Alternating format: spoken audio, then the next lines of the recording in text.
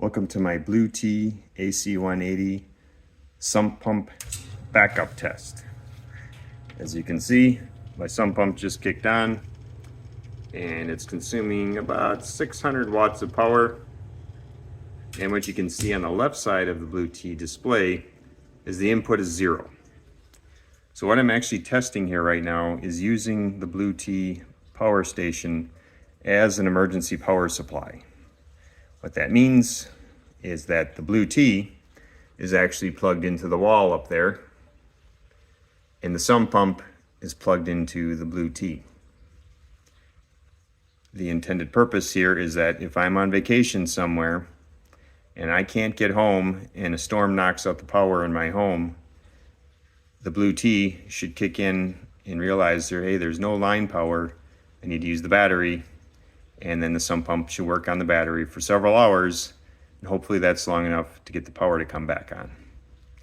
And as you can see, the circuit breaker has actually been turned off, and so what you just saw was an actual test to make sure that the Bluetti could handle the startup watts of the sump pump going on and then staying on.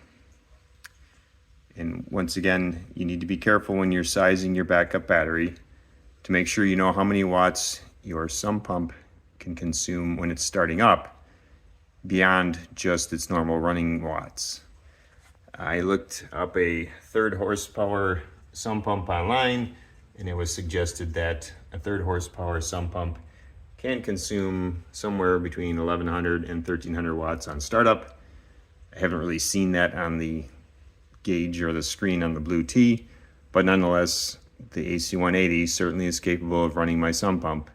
It's been kicking on and off here for quite a bit, and hardly any power has been used. So I conclude that this is a good test and a good use of a Bluetti power station for a little bit of peace of mind. Now, I don't intend to leave this power station here all the time. I plan to use it for other things, but when I go on vacation, I am certainly going to set up the contraption the way you see it here, and that way when I'm not home, I don't have to worry so much about not having a sump pump and potentially having a swimming pool in my basement. Hopefully this information was helpful to all of you who have a sump pump and will help you worry less.